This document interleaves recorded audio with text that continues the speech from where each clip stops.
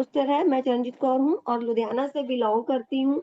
और आप देख सकते हैं जो आज का शानदार टॉपिक है, जो हमारे न्यू प्रोडक्ट है। देखिए, पहले तो हमारी रेनाटस की कंपनी ने हमें हेल्थ इशू के लिए हमें प्रोडक्ट दिए।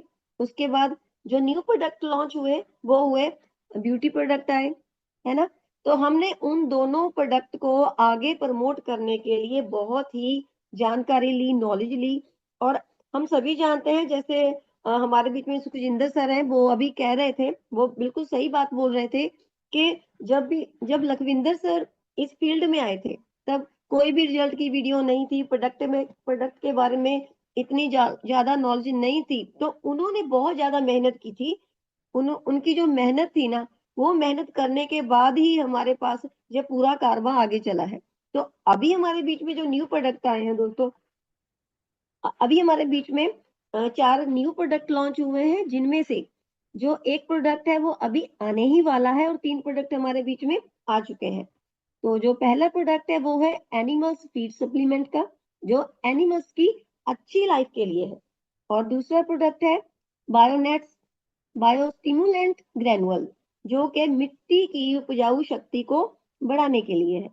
और जो तीसरा प्रोडक्ट है वो है प्लांट ग्रोथ प्रमोटर, जिसको हम शॉर्ट फॉर्म में पीजीपी भी बोल सकते हैं।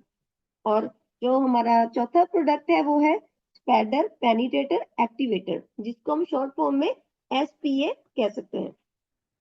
दोस्तों, हम सभी जानते हैं, हम सब हेल्थ के लिए काम कर रहे हैं। इस काम को करने के लिए हम सब ने जानकारी ली है। अब हमारे पास न्यू प्रोडक्ट आ गए हैं एनिमल्स के लिए और खेती बाड़ी से रिलेटेड। हमें डेली न्यू प्रोडक्ट की नॉलेज कमांडो क्लास में तो दी जा रही है ना। लेकिन जो लीडर हैं एनिमल, जहाँ खेती बाड़ी से जुड़े हुए हैं, तो उनको ये सब समझने में बहुत आसानी है। लेकिन हमारे बीच में बहुत से ऐसे लीडर हैं जो पशुपालन के बारे में कुछ नहीं जानते, जो खेती बाड़ी के बारे में कुछ नहीं जानते। तो उनके लिए ये जानकारी बहुत ही बेनिफिट रहेगी, क्योंकि जब भी हमने मार्केट में जाना है तो बहुत से क्वेश्चन का हमें आंसर देना पड़ता है। तो उसके लिए हमें सबसे पहले सीखना जरूरी है दोस्तों। तो मेरी आज पूरी कोशिश रहेगी कि जितनी भी मैं इंफॉर्मेशन इन दोनों टॉपिक के बारे में ले पाई हूँ, वो सभी मैं आपके साथ शेयर करूं। तो हम सब जानते हैं कि दोस्तों, कि भैंस, गाय, बकरी, भेड़, ऊंट, ये सभी दूध देने वाले एनिमल्स हैं, है ना। और कुछ लोग एनिमल लवर होते हैं, जैसे कैट, डॉग, लोगों ने अपने घर में पाल रखी है। जैसे मेरे घर में भी एक प्यारा सा डॉगी है दोस्तों। तो बहुत से लोग पशुपालन का काम करते हैं और उनकी जो पूरी आमदनी है वो उसी पर डिपेंड करती है। जैसे हम एलोपैथिक से परेशान हैं, जैसे हम एलोपैथिक से परेशान थे जब तक हमारे पास रेनाटस नोवा या रेनाटस के सभी प्रोडक्ट नहीं आए थे, उसी तरह एनिमल की हेल्थ इशू ठीक करने के लिए एंटीबायोटिक का इस्तेमाल किया जाता है। मतलब कि जब भी एनिमल्स को कोई भी दिक्कत होती है, तो नॉर्मल उपचार के बाद जब उनको कोई फर्क नहीं पड़ता है ना, तो एंटीबायोटिक उनके लिए बहुत ज्यादा इस्तेमाल किए जाते हैं। और जब जरूरत से ज्यादा डोज दी जाती है, बार बार उनको एंटीबायोटिक दिए जाते हैं, तो उनकी जो इम्यूनिटी है वो वीक हो जाती है। तो उनकी जो हेल्थ है वो और भी ज्यादा खराब हो जाती है। दूध की मात्रा और दूध की गुणवत्ता है जो, वो और भी कम हो रही है। और यही नहीं है कि ये एंटीबायोटिक देने से एनिमल्स की लाइफ खराब हो रही है।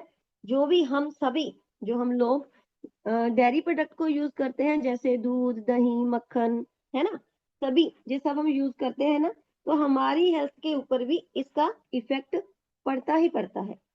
इसलिए एनिमल्स के एंटीबायोटिक इस्तेमाल को कम करने के लिए, सर प्लीज नेक्स्ट कर दीजिए,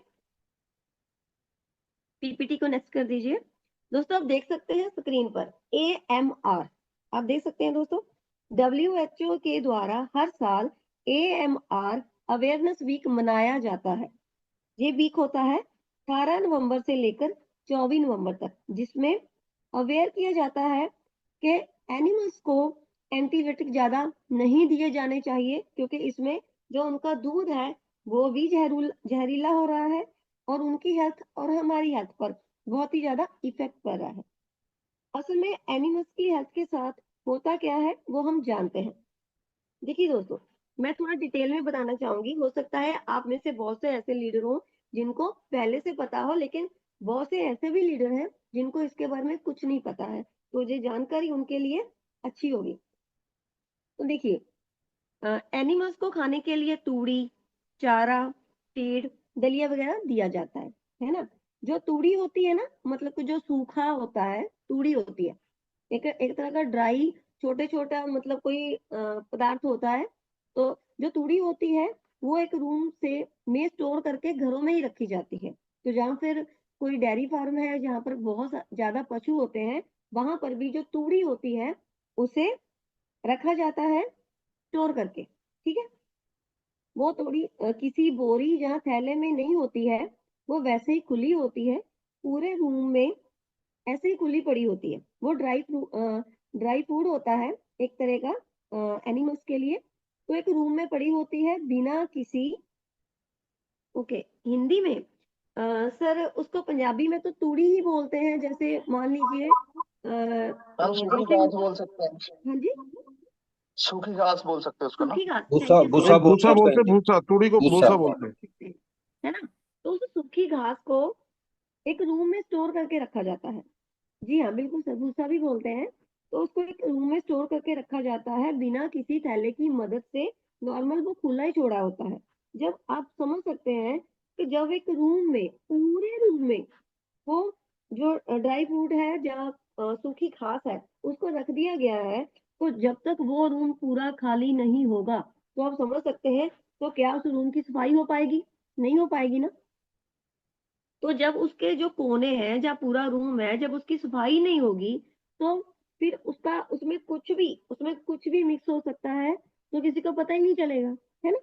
तो अभी बात करते हैं हम चारे की। चारा जो खेत से मतलब कि ग्रीन ग्रीन जो हरा घास होता है ना, जो उनके लिए लाया जाता है, मैं उसकी बात कर रही हूँ।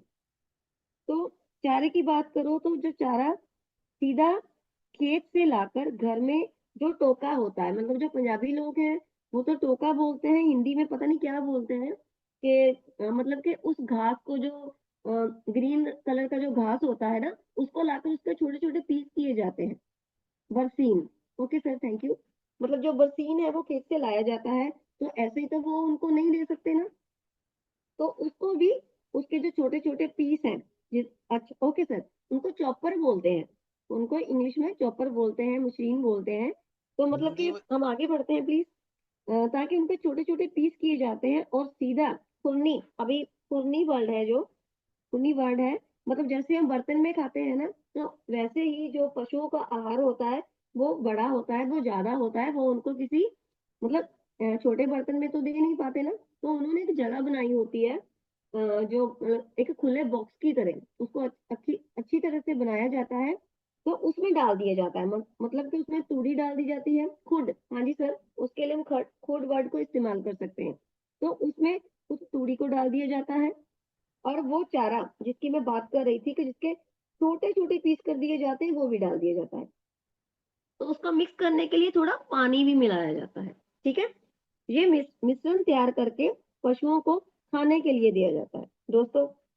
तो हम समझ सकते हैं कि जो, देखिए दोस्तों, जो फसल खेत से आती है ना, जो मशीन वगैरह खेत से लाया जाता है, तो उनको सीधे ही घर में लाकर तो टोके में डालकर पीस लिया जाता है।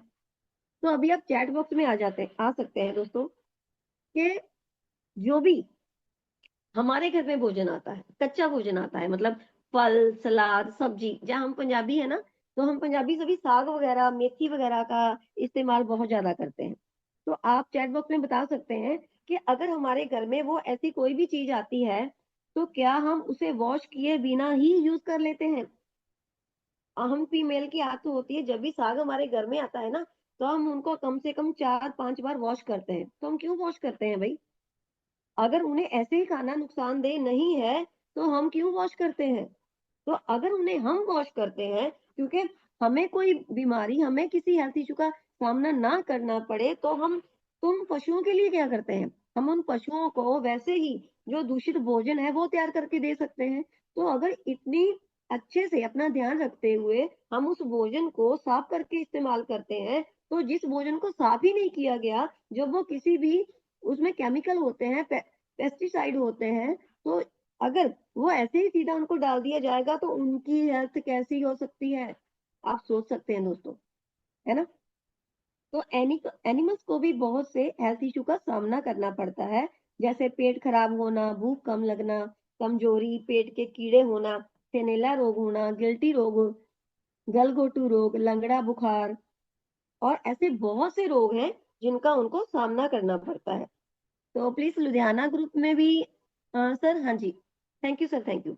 और दोस्तों आप देख सकते हैं स्क्रीन पर एक एनिमल्स है जिसके पेट की हालत आप देख सकते हैं कितनी खराब हो चुकी है, क्योंकि उसके पेट में कीड़े पड़ चुके हैं। और नॉर्मल बात लगती है, हम कहेंगे जो जब हमारे बच्चे छोटे होते हैं तो कभी कभी उनके पेट में भी कीड़े पड़ जाते हैं, है ना, हमको नॉर्मल बात लगती है ना। लेकिन जब कभी भी बुरा खाने से, अच्छे आहार की कमी से, देखिए दोस्तों, हमने एक तो घर में आहार तैयार करके देते हैं पशुओं को, और अभी भी कई ऐसे गांव हैं जहां पर उनको चराने के लिए, मतलब उनको खुले खेत में ले जाया जाता है, तो वो अपनी मर्जी से किसी भी खेत में से जो घास वगैरह होती है ना, तो उसको सेवन करते हैं। ठीक है, एक तो उनका थोड़ा चेंज हो जाता है, एनिमल्स का, उनको ले जाते हैं। लेकिन एनिमल्स को तो पता नहीं होता वो क्या खा रहे हैं, है ना। घास के साथ साथ कई बार उनके पेट में ना कोई जहरीली चीज चली जाती है, जहाँ कोई ऐसी चीज चली जाती है जिसके कारण उनके उनके पेट में कीड़े चले जाते हैं। तो आप इनको नॉर्मल बात मत समझिए, क्योंकि अगर किसी एनिमल्स के पेट में कीड़े चले जाते हैं तो उनको जो भी भोजन दिया जाता है ना, उस भोजन का 30 से 40% वो कीड़े ही खा जाते हैं। तो क्या होगा दोस्तों, हम जो भी पशुपालक हैं वो तो उनको अच्छी तरह से आहार दे रहे हैं, लेकिन उनके पेट में जो कीड़े हैं वो उनके भोजन का 30 से 40% खा जा रहे हैं। तो उस पशु की जो हेल्थ होगी, आप खुद सोच सकते हैं कि उनकी हेल्थ कैसी होगी, है ना दोस्तों, आप समझ सकते हैं। तो दोस्तों, सॉरी सर, आप आगे कर दीजिए प्लीज, नेक्स्ट। तो अगर हम बात करें लंगड़े बुखार की, अगर किसी एनिमल्स की बॉडी में कुछ गलत चला जाए और उनकी अच्छे से देखभाल ना हो, तो उनको लंगड़ा रोग जैसे बीमारी हो जाती है। ये बहुत ही भयानक बीमारी मानी जाती है दोस्तों, जिसकी जो मौत दर है ना, वो 80% से लेकर 100% तक होती है। इसमें क्या होता है, एनिमल्स को तेज बुखार होता है, उसको सांस लेने में दिक्कत आती है, उसके नेक में स्वेलिंग हो जाती है, उसकी जो पूरी बॉडी है उसमें कंपन होती है, मतलब उनका अपनी बॉडी पर कंट्रोल नहीं होता है। पहले घरेलू उपचार किए जाते हैं, उसके बाद वेटरनरी के डॉक्टर हैं जो उनके साथ कांटेक्ट किया जाता है, नॉर्मल उनका उपचार किया जाता है। जब उनके उपचार का कोई भी उन पर असर नहीं होता है तो उनको दिए जाते हैं एंटीबायोटिक, जो कि उनके लिए भी नुकसानदेह है और हमारे लिए भी नुकसानदेह है। Next please. और दोस्तों, कई बार एनिमल्स की साफ सफाई और देख रेख में ना कमी होती है। ठीक है, होता क्या है कि सभी अपने पशुओं को अच्छी तरह रखना तो चाहते हैं, लेकिन होता क्या है कि कई बार जो पशुपालन का काम करते हैं उनके पास जो जगह होती है वो कम होती है। तो उन्होंने क्या किया होता है, एक मतलब कि एक जगह पर, इकट्ठी जगह पर बहुत से पशुओं को रखा होता है, जहाँ पर उनकी साफ सफाई अच्छी तरह से वो नहीं कर पाते हैं। तो जहाँ फिर जो कम एनिमल भी होते हैं अगर किसी के पास, तो वो उनके बॉडी में भी कुछ ना कुछ गलत जाता है, लेकिन सफाई की कमी ही होती है, जिसके कारण उनको थेनेला रोग हो जाता है। तो बात करते हैं कि जो थेनेला रोग होता क्या है। हम सभी जानते हैं कि एनिमल्स के 4 थन होते हैं जिनमें से दूध निकाला जाता है ना।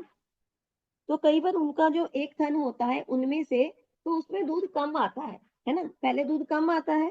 तो जो पशु पालन करने वाले होते हैं तो उस दूध को निकालने की मतलब कोशिश करते हैं, थोड़ी बहुत जबरदस्ती करते हैं, मान लीजिए पशुओं के साथ। तो ऐसा करने से कई बार उनके ना जो थन है उनमें स्वेलिंग आ जाती है। तो स्वेलिंग आए हुए थन को जब जबरदस्ती मतलब दूध निकालने की कोशिश करेंगे तो कई बार उनसे थोड़ा बहुत खून भी आ जाता है ना। तो उनका उपचार किया जाता है, उपचार में फिर वही उनको एंटीबायोटिक दिए जाते हैं। तो अगर मैं सही में बात करूं, तो जो थेनेला नाम की बीमारी है उसका वेटरनरी में कोई भी परमानेंट इलाज नहीं है, ओनली टेम्परेरी है, एंटीबायोटिक। लेकिन वो टेम्परेरी इलाज करते करते होता क्या है, वो थन से दूध आना बंद हो जाता है, और जो पशुपालन करने वाले होते हैं ना, तो उनको लगता है कि अभी इसका कोई इलाज तो है नहीं, तो वो ऐसे ही छोड़ देते हैं। तो कहीं ना कहीं उनका भी नुकसान होता है और एनिमल्स का भी नुकसान होता है। सही पोषण ना मिलने से, सफाई के ना होने से बहुत से ऐसे कारण होते हैं जिनके कारण जो एनिमल होते हैं ना, उनकी जो मेंटली स्ट्रेस है वो बहुत ज्यादा हो जाती है। ठीक है, वो दूध देना बंद कर देते हैं या दूध देना कम कर देते हैं। तो जो गांव से बिलोंग करते हैं तो उनको एक इंजेक्शन दिया जाता है, जो कि बहुत सालों से ऐसे ही दिया जाता है। वैसे तो अभी वो जो इंजेक्शन है वो बैन है, लेकिन जिन एनिमल्स को अभी हैबिट हो चुकी है कि वो इंजेक्शन के बिना दूध देते ही नहीं है, है ना, तो उनको फिर भी वो इंजेक्शन डेली दिया जाता है। वो इंजेक्शन होता है ओटी नाम का, और वो इंजेक्शन है ना, वो महंगा नहीं होता है, वो ओनली एक इंजेक्शन 90 पैसे का होता है। ऑक्सीडेशन, बिल्कुल सर, वो ऑक्सीडेशन होता है, लेकिन वो ऑक्सीडेशन टेम्परेरी होता है ना। तो उसका जो संबंध होता है ना, वो होता है उनके माइंड से, एनिमल के माइंड से उनका संबंध होता है। उसके कारण बार बार जो डेली हम कोई भी किसी भी चीज की जो बार बार टेम्परेरी नशा लेंगे या कुछ भी लेंगे, उसी तरह वो एनिमल्स के लिए एक नशा ही है ना। तो वो नशा लेकर देकर जब हम उनसे वो दूध लेते हैं, तो उनकी जो हेल्थ है वो खराब होती रहती है। उनकी जो एज है, एज का प्रोसेस है वो कम होता है, और जो दूध की गुणवत्ता है उसमें भी कमी आ जाती है। आजकल हम कहते हैं ना कि हम अच्छा आहार ले रहे हैं, अच्छा दूध पी रहे हैं, फिर भी हम भी जो हम सभी वुमेन्स हैं, उनकी जो हेल्थ ठीक नहीं है, तो उसके यही कहीं ना कहीं यही रीजन बनते हैं कि जो आहार हम ले रहे हैं वो सही नहीं है, उसमें जहरीलापन है। ये सभी उसके कारण ही है दोस्तों। इसीलिए एनिमल फीड सप्लीमेंट का निर्माण निर्माण किया गया है। इस प्रोडक्ट को वेटनरी के साइंटिस्ट की देखरेख में ही तैयार किया गया है, रेडी किया गया है, और हमारे बीच में लॉन्च किया गया है। क्योंकि हम सभी जानते हैं कि जो भी हमारे प्रोडक्ट होते हैं वो रिजल्ट ओरिएंटेड होते हैं, जिनका कोई भी साइड इफेक्ट तो होता ही नहीं है। और मार्केट में पहले से बहुत ही एनिमल्स के लिए प्रोडक्ट है ना, लेकिन हमारा प्रोडक्ट उनसे अलग है। वो क्यों अलग है? प्लीज सर आगे कर दीजिए। तो वो क्यों अलग है ना। देखिए दोस्तों, आपके आगे एक और स्क्रीन में गलघोटू की बीमारी है।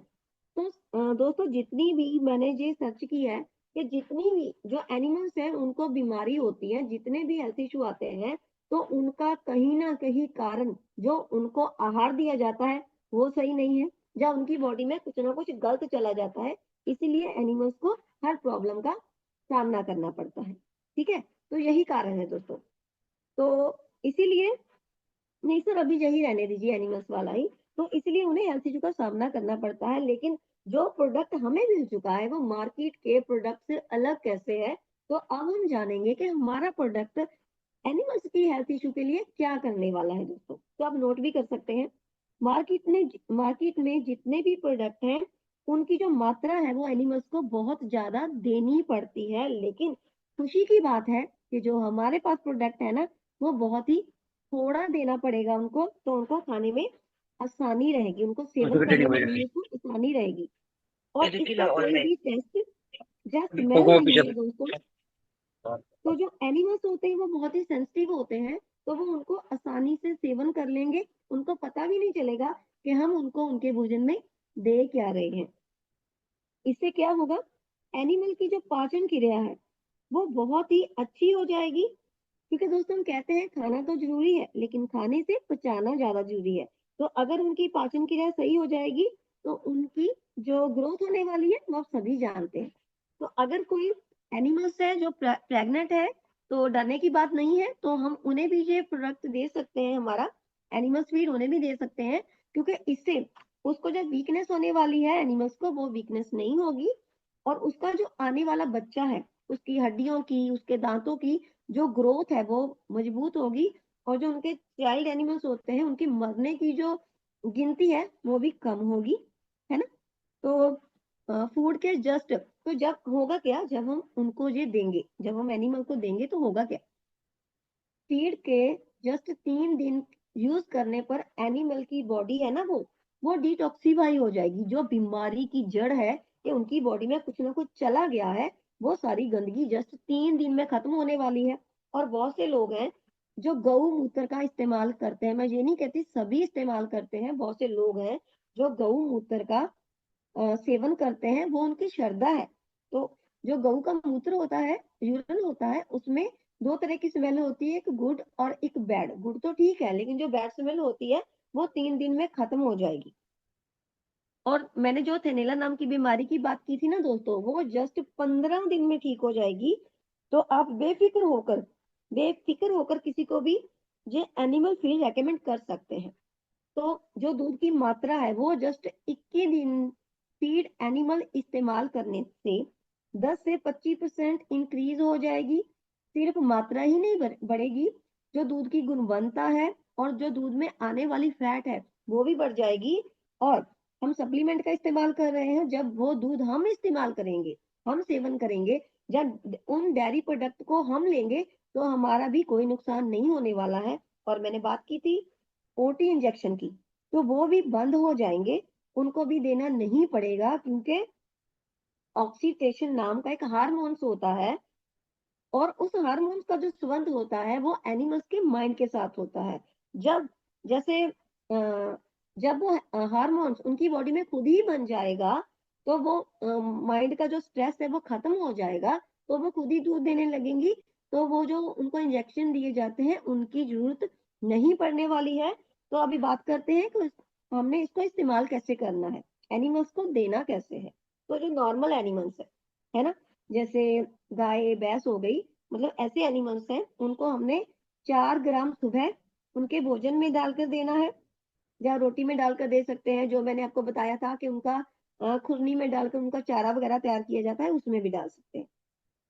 4 ग्राम सुबह और 4 ग्राम शाम को देना है, सुबह और शाम 2 टाइम 4-4 ग्राम।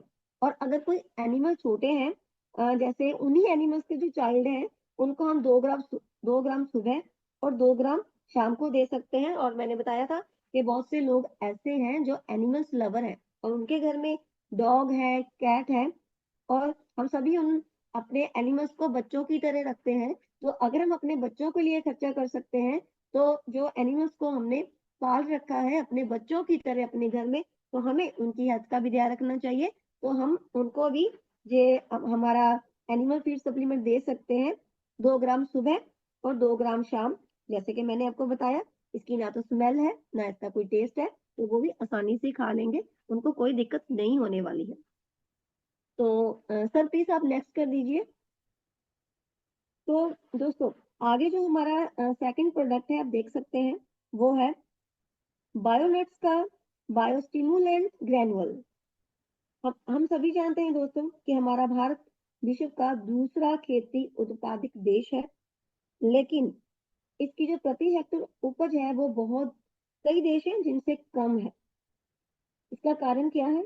इसका कारण है जलवायु का जल्दी जल्दी चेंज हो जाना, खेती के ढंग में बदलाव आना। जैसे पहले पहले क्या होता था दोस्तों, पहले भी तो ऐसे ही बिजाई होती थी ना। होता क्या था कि पहले जो किसी भी खेत में जब बिजाई करनी होती थी, तो उसमें खाद डाली जाती थी, और वो जो खाद है ना, वो जो किसान है खुद ही तैयार करते थे। वो कोई पेस्टिसाइड या कोई रासायनिक खाद या यूरिया वगैरह का इस्तेमाल थोड़ी करते थे। वो करते थे कि किसी भी एक जगह पर 5-5 किलो, जैसे मान सकते हैं कि बड़ी मात्रा में गोबर इकट्ठा करते थे। उसमें जो सूखी पत्तियां होती थी उसमें डालते थे, निमोनिया वगैरह डालते थे, जिसके हम नीम की वो बोलते हैं ना, उनको डाल देते थे, उन पर कपास डाल देते थे, और उस खड्डे को 30 से 35 दिन के लिए ऐसे ही छोड़ दिया जाता था।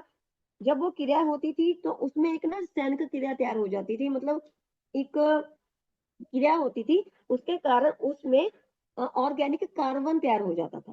ठीक है, वो ऑर्गेनिक कार्बन से बनी हुई खाद को खेत में डाला जाता था।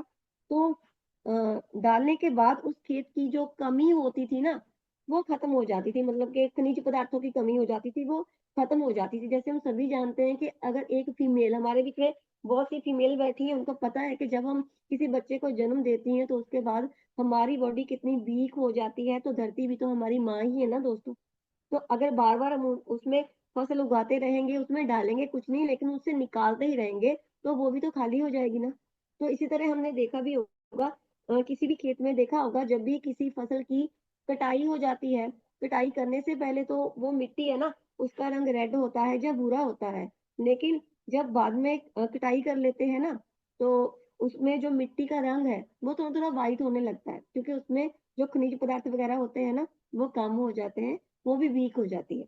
तो मैं मुद्दे की बात पर आती हूँ कि पहले ऐसे तैयार कर लिया जाता था, लेकिन आजकल रासायनिक खाद जो यूरिया वगैरह यूज किए जाते हैं, जैसे हम जानते हैं, है ना। तो जिसके कारण मिट्टी की जो गुणवत्ता है वो कम हो रही है।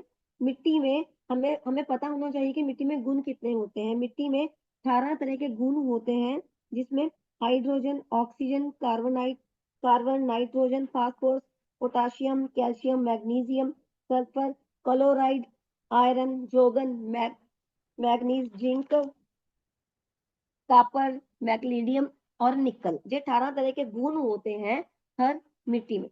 और फसलों के लिए जो चाहिए, जो मेन रूप से ज्यादा रूप में चाहिए, वो चाहिए हमें नाइट्रोजन, फास्फोरस, पोटाशियम। इन तीनों की बहुत ज्यादा जरूरत होती ही होती है।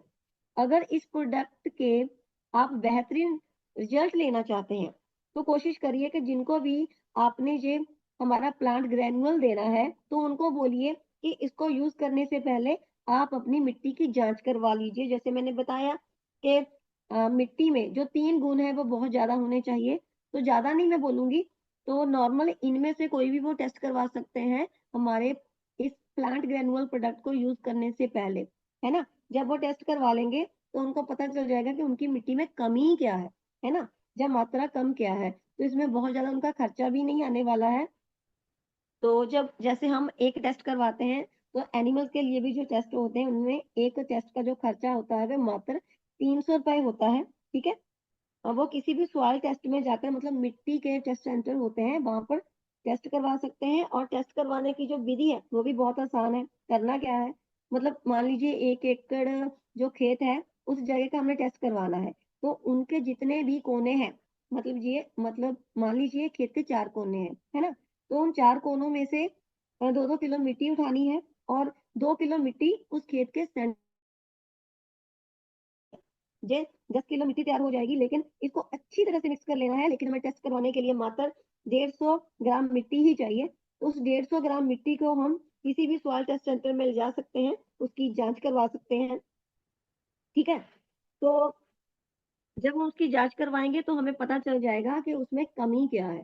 जब हम उसकी कमी का पता होगा ना दोस्तों, तो जब कमी के बाद हम उनको क्लियर कर देंगे कि देखिए आपके पास रिपोर्ट है, तो आप देख लीजिए, तो आपकी मिट्टी में ये कमी है, ठीक है। तो उसके बाद हमने वो थैला उनके पास ले जाना है। उनको यूज करने की विधि मैं आपको बाद में क्लियर करूंगी। मतलब उनको अपना प्रोडक्ट यूज करने के लिए दे देना है। जब उनको करना क्या है कि उनके खेत में, है ना, उनको वो डाल देना है, और 15 दिन के लिए उसमें पानी छोड़, मतलब उनको पानी दे देना है। 15 दिन हमें देने होंगे उस जमीन में अपने प्रोडक्ट को काम करने के लिए। जैसे हम कहते हैं ना कि हमारा रेनेटोस नोवा हमारे लिए काम करता है, थोड़ा धैर्य रखना पड़ता है, जल्द सभी को आता है। उसी तरह 15 दिनों में मिट्टी में वो गुण जो कहीं ना कहीं फसल उगाने के कारण खत्म हो गए थे, वो दोबारा आ जाएंगे, है ना।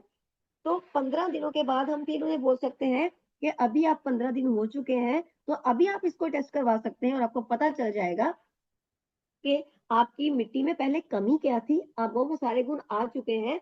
और उसके बाद दोस्तों हमारा असली काम शुरू होगा, जब हमारे पास रिपोर्ट होगी कि मिट्टी में कमी क्या थी। उसके बाद हमारे पास रिपोर्ट होगी कि मिट्टी में गुण क्या आ चुके हैं। तो हमारे पास दोनों रिपोर्ट आ जाएंगी ना दोस्तों, तो हमारा जो बिजनेस है वो कहाँ जाने वाला है, हम सोच भी नहीं सकते हैं।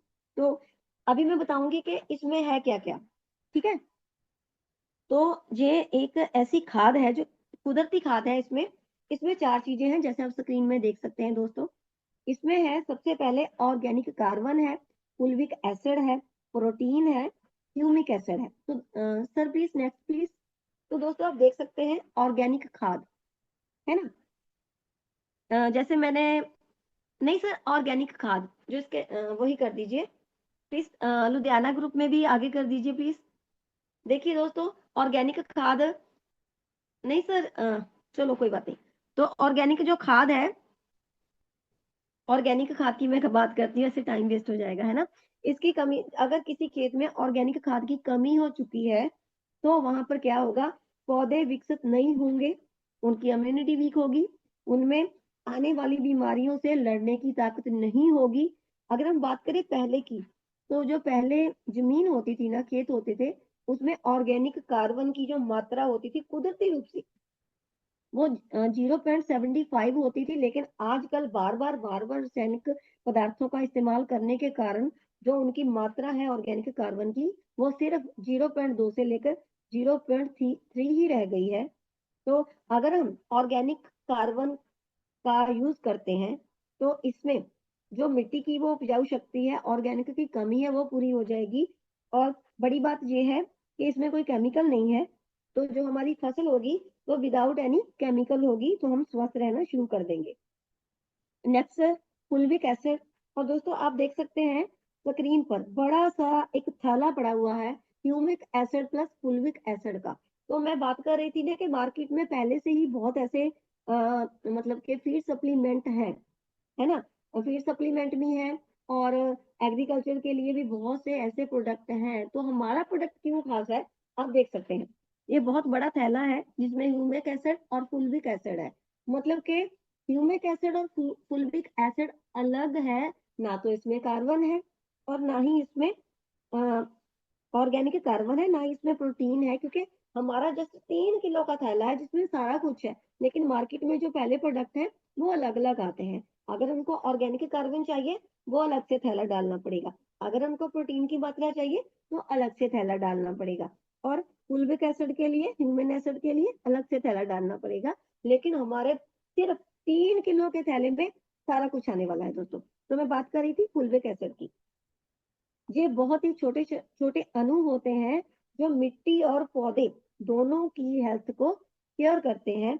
पौधे की प्रकाश संश्लेषण की क्रिया को और भी बेहतर बनाते हैं, पौधे की जड़ों को बहुत ज्यादा मजबूत कर देते हैं, और वो जमीन में से अपना आहार लेने में सक्षम हो जाते हैं। हम सभी जानते हैं कि पौधे दिन में ऑक्सीजन छोड़ते हैं और कार्बन डाइऑक्साइड लेते हैं, ठीक है। और रात को इसके साथ साथ इसके अलावा पौधों को, जैसे हमारा आहार है खाना, पानी और हवा, उसी तरह पौधों को भी जीने के लिए हवा, पानी, खाने के अलावा सूरज की रोशनी की बहुत ज्यादा जरूरत होती है दोस्तों।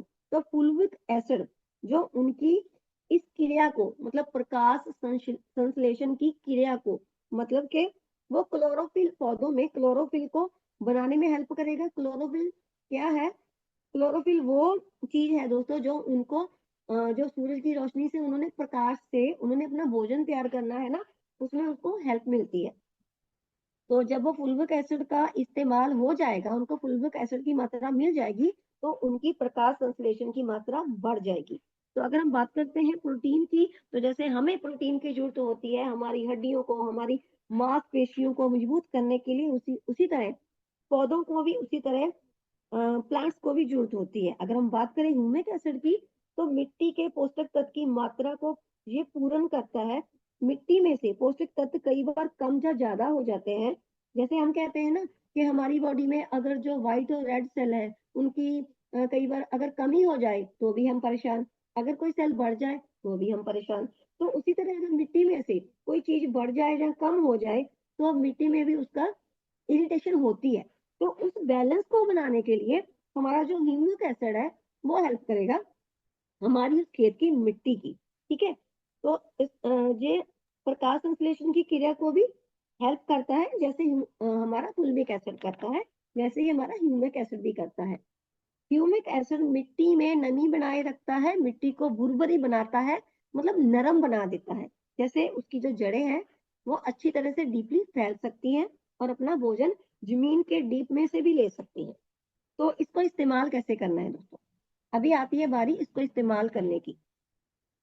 जो हमारा सर नेक्स्ट प्लीज, हमारा 3 किलो का एक थैला होता है, नहीं ये तो आगे आ गया, चलो कोई बात नहीं, से रुक जाइए, कोई इशू नहीं है। जो मैंने इसके इस टॉपिक को बताने से पहले आपको बताया था कि हमारा 3 किलो का एक थैला होता है, आप सभी जानते हैं, है ना। जो 3 किलो का एक थैला होता है ना, तो इसे हमने इस्तेमाल करना है 1 एकड़ जमीन में। इस्तेमाल कैसे करना है, हमने जस्ट मान लीजिए 1 एकड़ जमीन में हमने इसको इस्तेमाल करना है, तो हमने उस मिट्टी में से, उस खेत की मिट्टी में से 20-25 किलो मिट्टी ले लेनी है एक जगह पर, उसमें मात्र ये 3 किलो का थैला मिक्स कर देना है और उसको मिक्स करने के बाद हमने इसको पूरे खेत में ऐसे-ऐसे करके डाल देना है, ठीक है? जी हाँ, 5 बीघे होता है, तो उसमें हमने इसको डाल देना है, तो इसकी जो मात्रा है, वो सही तरह से पूरे खेत में चली जाएगी और इसमें पानी छोड़ देना है, पानी डाल के इसको छोड़ देना है और इसका जो रिज़ल्ट आएगा ना दोस्तों, वो 15 दिन में आपके हाथ में इतना बड़ा रिज़ल्ट आने वाला है और आपका जो बिज़नेस है, उसकी जो ग्रोथ होने वाली है, वो हम सोच भी नहीं सकते हैं। तो आगे हम बात करते हैं पीजीपी की। तो सर प्लीज़ आप दोनों पीजी पर, हाँ जी, पीजी पर ले जाइए, पीजीपी पर, जिसको हम बोलते हैं प्लांट ग्रोथ प्रमोटर। और दोस्तों हम सभी जानते हैं कि हमने मिट्टी की गुणवत्ता को तो बढ़ा दिया है, तो फिर पीजीपी की हमें जरूरत क्या है? तो हम अगर किसी के पास जाएंगे तो वो जो खेती बाड़ी करने वाले हैं वो भी तो कह सकते हैं कि सर आपने हमारी मिट्टी की गुणवत्ता बढ़ा दी है, तो आप इसको साथ क्यों लेके आए हो? तो हमें पीजीपी की क्या जरूरत है? तो हमने उनको समझाना है कि देखिए कि जैसे हमारे बच्चे स्कूल या कॉलेज में स्टडी करते हैं ना, तो उसके बावजूद भी हम उन्हें ट्यूशन क्यों दिलवाते हैं? ट्यूशन इसीलिए देते हैं ना कि उनकी प्रॉपर स्टडी उनको मिल पाए, उनकी जो स्टडी है और भी बेहतर हो पाए। तो इसीलिए जैसे स्कूल और कॉलेज में पढ़ने वाले बच्चों को ट्यूशन देते हैं, उसी तरह ये हमारा पीजीपी उन पौधों की एक्स्ट्रा केयर करने वाला है। ठीक है दोस्तों? तो उसी तरह जब बिजाई से पहले हम बायो बायोस्टिमुलेंट का इस्तेमाल कर लेते हैं तो मिट्टी उपजाऊ हो जाती है। उसके बाद एक्स्ट्रा केयर के रूप में हम पीजीपी को इस्तेमाल करते हैं। जब एक्स्ट्रा केयर होगी तो मुनाफा भी एक्स्ट्रा होगा, है ना? तो हमने कुछ समय पहले देखा था कि बहुत से ऐसे किसान हैं, वैसे तो हम किसान को अन्नदाता कहते हैं क्योंकि उन्हीं की वजह से हम सभी के घर के चूल्हे जलते हैं, हम सभी के घर में शानदार खाना तैयार होता है ना? लेकिन हम सभी ने देखा था कि बहुत से ऐसे किसान थे जो कर्जे में आ चुके थे, जिन्होंने, मैं कहना नहीं चाहूँगी लेकिन जो सच्चाई है, बहुत से किसान ऐसे थे कि जो कर्जे में दबकर उनको सुसाइड भी करनी पड़ी। क्यों करनी पड़ी? क्योंकि उनके खेत के खर्चे बहुत बढ़ चुके थे, है ना? अपनी फसल को बचाने के लिए उनको बहुत खर्चा करना पड़ता है, बहुत-बहुत उनमें खाद वगैरह बहुत कुछ डालना पड़ता है, खर्चा ज़्यादा हो जाता है। कई बार होता क्या है, बारिश आ जाती है, जहाँ कई बार तापमान ज़्यादा बढ़ जाता है, तो उसके कारण उनकी फसल जो है, वो खराब हो जाती है, तो उनका जो खर्चा है, तो वो तो वापस आता नहीं है ना? तो कहीं न कहीं उनका नुकसान होता है। अगर हम अपने प्रोडक्ट को उनके बीच में रख रहे हैं ना, तो एक तरह से ये मानव सेवा ही है दोस्तों। जैसे हम पहले भी कहते हैं ना कि जो हम पैसा कमा रहे हैं, सभी डिस्ट्रीब्यूटर जो पैसा कमा रहे हैं, ये दुआओं का पैसा है। तो अगर आप और भी ज़्यादा दुआएँ लेना चाहते हैं ना, तो इस प्रोडक्ट की ज़्यादा से ज़्यादा जानकारी लीजिए और इस प्रोडक्ट के बारे में जाकर जो किसान भाई हैं, उनको जागरूक कीजिए। तो मैं कह रही थी कि तो ये एक मानव सेवा ही है दोस्तों। तो हमें इसको आगे ज़्यादा से ज़्यादा प्रमोट करना है, ताकि ज़्यादा से ज़्यादा खेती-बाड़ी करने वाले इसका बेनिफिट उठा सकें। तो हम बात करते हैं कि ये काम मतलब ये काम क्या करता है? अगर हम पीजीपी को इस्तेमाल करते हैं, तो इससे हमारे जो पौधे हैं, प्लांट्स हैं, उनको आहार क्या मिलने वाला है? तो दोस्तों ये हमारी जो पीजीपी के इस्तेमाल से जो पौधों की जड़ें होती हैं, बहुत ही लंबी हो जाती हैं, मजबूत हो जाती हैं, ताकि वो मिट्टी के अंदर अच्छी तरह से जाकर जो मिट्टी के अंदर जो खनिज पदार्थ हैं, जो भोजन है, आहार है, उसको अच्छी तरह से ले लें। अगर वो अच्छी तरह से अपना आहार ले लेंगी, तो उनकी ग्रोथ होना तो नॉर्मल है ना? उससे फसलों की जो उपज है और गुणवत्ता है, वो बढ़ जाएगी। पीजीपी एक नेचुरल फार्मूलेशन है जो केमिकल को इस्तेमाल किए बिना पौधों की ग्रोथ करता है। पौधे की ग्रोथ के लिए 3 तरह के हार्मोन्स की ज़रूरत होती है और पीजीपी हार्मोन्स को मैनेज करता है। जैसे हमारी बॉडी में हार्मोन्स हैं, उसी तरह पौधे के भी हार्मोन्स होते हैं। तो ये उन सभी प्लांट्स में 3 तरह के मतलब के हार्मोन्स होते हैं। अगर उनकी चर्चा करेंगे तो बहुत लेंथी हो जाएगा। तो उन हार्मोन्स को ये पूरा करता है ना? जिससे कोशिका, जड़, फल आदि का विकास होता है। जैसे हम जानते हैं कि खाना तो ज़रूरी है लेकिन उससे ज़्यादा पचाना भी ज़रूरी है, तो जो पीजीपी है, ये पौधे से इसको इस्तेमाल करने से जो पौधे का हमारे का हाजमा है वो बढ़ जाएगा और जब वो मिट्टी में जाएगा, है ना? देखिए हम जानते हैं कि जब भी किसी भी चीज़ का पौधे के ऊपर स्प्रे किया जाता है, जब भी बारिश होती है, तो वही स्प्रे कहीं ना कहीं नीचे जाता है और हमारे खेत की मिट्टी में मिक्स हो जाता है। तो लेकिन हमने तो बहुत अच्छी चीज डाल दी है अपने प्लांट पर, है ना। तो अगर पीजीपी की मात्रा हमारी जमीन में चली जाएगी बरसात के पानी के साथ साथ, तो इससे हमारा कोई भी नुकसान होने वाला नहीं है, क्योंकि इसमें केमिकल तो है ही नहीं, है ना। केमिकल नहीं है तो हमारी मिट्टी का भी नुकसान होने वाला नहीं है। जो पीजीपी होता है वो पौधे की हार्मोन्स की सेल को बेहतर करता है। मतलब जैसे हम कहते हैं ना कि हमारा रेनेटिस का प्रोडक्ट है वो किसी भी ऑर्गन को सही नहीं करता है, वो किसी बीमारी को ठीक करने के लिए नहीं बनाया गया है। वो हमारी बॉडी की सेल जो मतलब कि जो जड़ है वो सेल है, तो ये हमारे पौधे की सेल पर काम करता है। पौधे की सेल पर काम होगा, रूट जो उसकी जड़ें होती हैं वो मजबूत हो जाएंगी, उसमें जो इरिटेशन है वो खत्म हो जाएगी, तो उसमें जो फल या फ्रूट लगने वाले हैं वो बहुत ही अच्छे हो जाएंगे।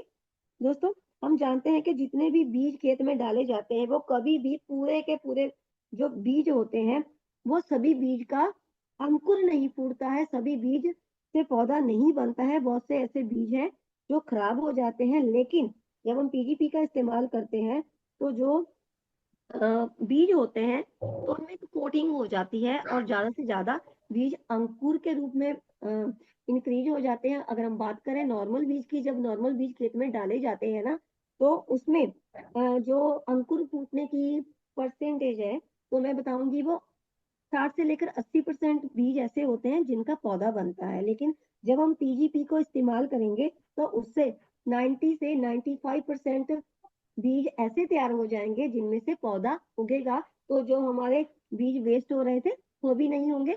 हाँ जी, हाँ जी सर, मैं आपको इसमें यूज करने का जो तरीका है वो मैं आपको बाद में एक्सप्लेन करती हूँ। पीजीपी पौधे को इतना मजबूत कर देगा कि अगर मौसम चेंज होगा, मान लीजिए बरसात जरूरत से ज्यादा हो जाएगी या गर्मी बहुत ज्यादा पड़ जाएगी, लेकिन हमारा पौधा तो मजबूत हो चुका है, तो इससे कोई भी फर्क नहीं पड़ने वाला है। ठीक है। पीजीपी में एंटी फंगल प्रॉपर्टीज पाई जाती हैं जो रूट को बहुत ज्यादा मजबूत कर देती हैं, और रूट के इर्द गिर्द जो भी वेस्टेज प्लांट मतलब वेस्टेज प्लांट होते हैं वो उनको भी रोकता है, ताकि वो उसका भोजन ना खा पाए और प्रॉपर भोजन हमारे जो हमारा नीडी प्लांट है जो हमने लगाया है उसको ही मिल पाए। तो हमारा जो पीजीपी है जो इको फ्रेंडली है, ये पेस्टिसाइड नहीं है। थोड़ा यूज करने पर ही इसके थोड़ा इस्तेमाल करने पर ही इसके ज्यादा बेनिफिट मिलते हैं। ये मिट्टी की केयर करता है। पौधों को बड़ा होने के लिए नाइट्रोजन की जरूरत होती है, हम सभी जानते हैं। तो जो नाइट्रोजन की मात्रा को हमारा पीजीपी पूरा कर देता है। तो उसमें जो पहले हम रासायनिक पदार्थ यूरिया, पेस्टिसाइड, जहाँ डीएपी वगैरह इस्तेमाल करते थे, उनको इस्तेमाल नहीं करना पड़ेगा या कम करना पड़ेगा, है ना। तो हमारा जो भी मतलब पौधे होंगे उसमें कुछ भी केमिकल डाला ही नहीं गया, तो जब हम उनको इस्तेमाल करेंगे तो हमारी बॉडी हो या पशुओं की बॉडी हो, एनिमल्स की बॉडी हो, उनमें कुछ भी केमिकल जाएगा ही नहीं, है ना। तो वो भी हेल्दी होंगे और हम भी हेल्दी होंगे। तो अभी बात करते हैं कि हमने इसको इस्तेमाल कैसे करना है। प्लीज आप ध्यान से सुनिए। हमने सबसे पहले इसको जो इस्तेमाल करना है, जैसे मैंने बताया कि सभी सीड्स जो होते हैं वो पौधा नहीं बनता, तो हमने उस सीड्स की गुणवत्ता को इंक्रीज करने के लिए बिजाई से पहले, मान लीजिए हमारे पास किसी भी मतलब के फल के या अनाज के या सब्जियों के जो बीज है ना, वो 1 किलो हमारे पास बीज है। तो 1 किलो बीज में हमने 5 ml, ओनली 5 ml पीजीपी डालना है। ठीक है। 1 किलो में 5 ml पीजीपी डालना है। इससे जो हमारे जो सीड्स हैं, जो हमारे बीज हैं, उनमें जो उगने की मात्रा है, अंकुर फूटने की मात्रा है, वो 90 से 95% तक बढ़ जाएगी। उनको देखो करना क्या है, मान लीजिए हमने 1 किलो बीज ले लिए, उन पर 5 ml पीजी का स्प्रे कर देना है। इससे क्या होगा, उनके ऊपर कोटिंग हो जाएगी, वो मजबूत हो जाएंगे। हाँ जी बिल्कुल, डायरेक्टली बीज के ऊपर ही हमने स्प्रे कर देना है। Okay sir. तो इसके अलावा पहले हमने स्प्रे कर दिया बीज के ऊपर, उसके बाद हमने 40 ml जो पीजीपी है, सुनिए ध्यान से, 40 ml पीजीपी 15 लीटर पानी की टंकी जो हर किसान के पास होती है। वैसे वो जो टंकी होती है वो 12 किलो की भी होती है, 15 किलो की भी होती है। तो सर आप नेक्स्ट कर सकते हैं प्लीज। Next please. आप उसमें वो टैंकी देख पाएंगे? ओके, चलो मैं बता देती हूँ। मतलब कि जो भी स्प्रे करने का उनके पास कोई औजार होता है, आप देख सकते हैं स्क्रीन पर एक किसान है ना, वो अपने खेत में स्प्रे कर रहा है। जो उसने अपने मतलब उसने कैरी किया हुआ है। नहीं नहीं, यही ठीक है सर, लुधियाना ग्रुप में ठीक है। हाँ जी। तो मोहाली ग्रुप में प्लीज आप सर नेक्स्ट कर दीजिए। तो आप उसमें देख सकते हैं कि किसान है, मैं कर रहा हूँ, थोड़ा थोड़ा स्प्रे टाइम कर लगेगा रहा है। ये। तो जो वो स्प्रे कर रहा है, तो उसको स्प्रे करने के लिए उसके पास एक टैंकी है ना, जो 15 किलो की है। उसमें 15 किलो पानी है। उसमें हमने 40 ml पीजीपी को मिला देना है। उसको मिक्स कर देना है और उसको हमने स्प्रे कर देना है। ठीक है। तो उसको हमने स्प्रे करना है, तब स्प्रे करना है जब किसी भी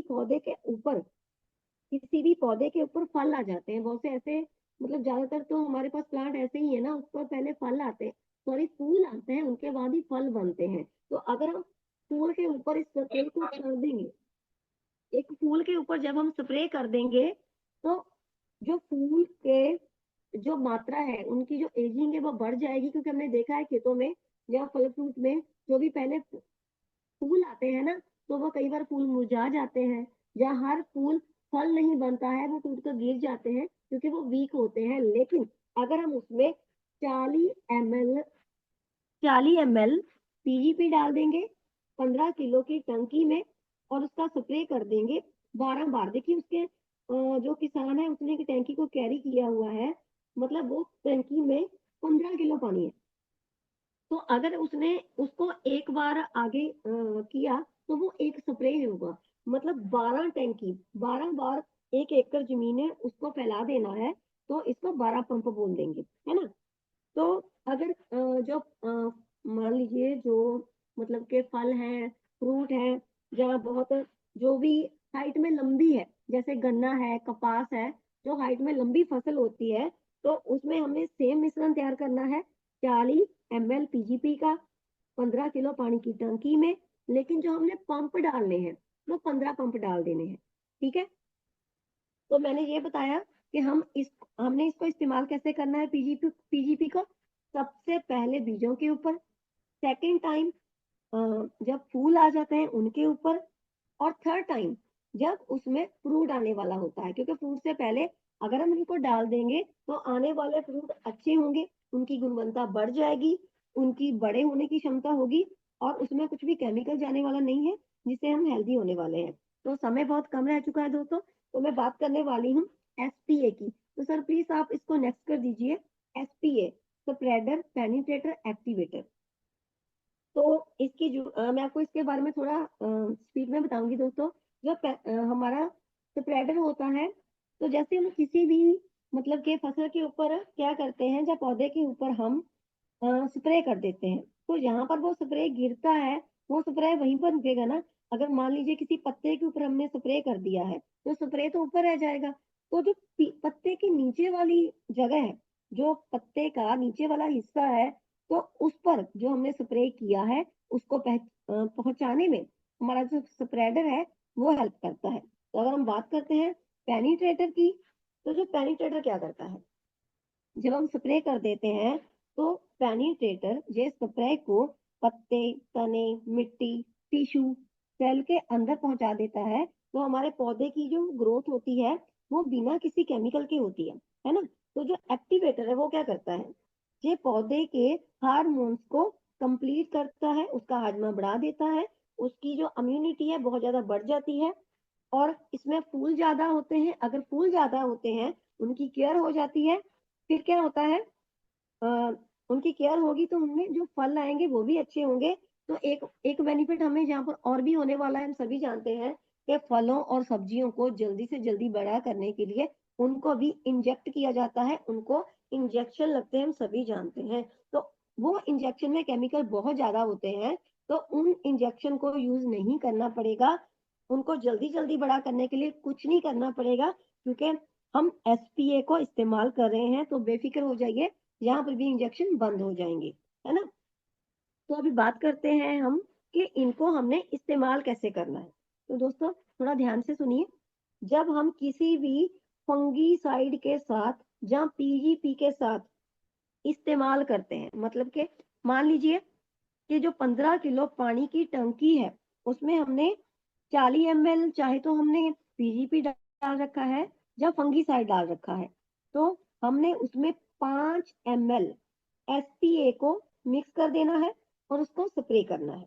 ओके, तो अगर किसी हर्बिसाइड को हम इस्तेमाल करते हैं या पीजीपी को इस्तेमाल करते हैं 15 लीटर पानी की टंकी में, है ना, तब हमने उसमें हमारा जो एसपीए है तो हमने वो इस्तेमाल करना है 15 ml, है ना, तो उसको स्प्रे कर देना है। उसके बाद अगर हम 10 ml एसपीए इस्तेमाल करते हैं 15 लीटर पानी में, 10 ml एसपीए 15 लीटर पानी में, तब हमने मिक्स करना है जब हम वो मिश्रण तैयार कर रहे हैं किसी भी फर्टिलाइजर के साथ या प्लांट न्यूट्रिशन के साथ, तो हमने जब पीजीपी के साथ, तो हमने उसको अच्छी तरह से मिक्स कर देना है और उसका स्प्रे कर देना है। तो दोस्तों जैसे समय होने ही वाला है, तो मैं लास्ट में आपको यही कहूंगी कि अभी मैं इतनी ही नॉलेज इकट्ठी कर पाई हूँ, क्योंकि अगर आप इसके बारे में ज्यादा से ज्यादा नॉलेज लेना चाहते हैं ना, तो आप सभी क्या कीजिए, आप सभी जो डेली कमांडो क्लास लगाई जाती है, 1 मिनट सॉरी, तो जो कमांडो क्लास लगाई जाती है तो आप उसमें आना शुरू कर दीजिए, तो आपको और भी ज्यादा नॉलेज हो जाएगी। और मैं कोशिश करूंगी कि मैं उससे और भी ज्यादा नॉलेज लूं, और जितनी ज्यादा नॉलेज मैं आपके साथ शेयर कर पाई हूँ वो कहीं ना कहीं मैं जो हमारा सोशल मीडिया है, गूगल है, उसमें से सर्च करके ही आपको बता पाई हूँ। और लास्ट में जो मैं कहना चाहूंगी कि एनिमल्स को प्यार कीजिए, नेचर को प्यार कीजिए। अगर है आपको इन दोनों की केयर, तो आप बायोनेट को इस्तेमाल कीजिए। इतना कहते हुए मैं आप सबका थैंक्स कहूंगी, क्योंकि आप सभी ने मुझे बहुत ही अच्छा समय दिया है, और मैं लुधियाना ग्रुप को थैंक्स करना चाहूंगी, और हमारे चंडीगढ़ और मोहाली ग्रुप के सभी लीडर्स को थैंक्स करना चाहूंगी जिन्होंने आज मुझे इतना समय दिया। तो समय हो चुका है। Thank you so much. Back to host. Thank you so much. Thank you so much ma'am, thank you so much. मैं सभी साथियों से कहना चाहूँगा चैट बॉक्स में आइए और मैम का धन्यवाद कीजिए। बेहद बेहद ही लाजवाब सेशन, और एक एक जो थैंक यू पॉइंट सो था वो मच। वैल्यूएबल था। जी वेलकम मैम। तो आई होप कि आप सबने नोट किया होगा एक एक पॉइंट, और एक एक पॉइंट अगर आप नोट करेंगे तो आपकी नॉलेज बढ़ेगी, नॉलेज बढ़ेगी तो आप अच्छे से एक्सप्लेन कर पाएंगे मार्केट में जाके, और अगर अच्छे से एक्सप्लेन कर पाएंगे तो आपका बिजनेस बढ़ेगा, और अगर बिजनेस बढ़ेगा तो आपके ड्रीम्स फुलफिल होंगे। तो मैं यही कहना चाहूँगा कि आज का सेशन बेहद लाजवाब था, बहुत ज़बरदस्त था। और सभी साथी चैट बॉक्स में आके मैम का धन्यवाद करें। तो मैम आप एक बार देख सकते हैं चैट बॉक्स में आके, तो हमारे सभी लीडर सभी योद्धा आपका धन्यवाद कर रहे हैं, और आपने अपना बेशकीमती समय निकाला और इतनी बेहतरीन जानकारी हम सबको दी, उसके लिए आपका दिल से बहुत सारा धन्यवाद। सो अभी मैं धन्य सिंह जी को कहना चाहूँगा कि सर आइए, अगर आज आपने काउंटिंग की है तो काउंटिंग को शेयर कीजिए, और अदरवाइज हम मीटिंग को वाइंड अप करते हैं। जी हमारे सर, होस्ट काउंटिंग धन्य सिंह।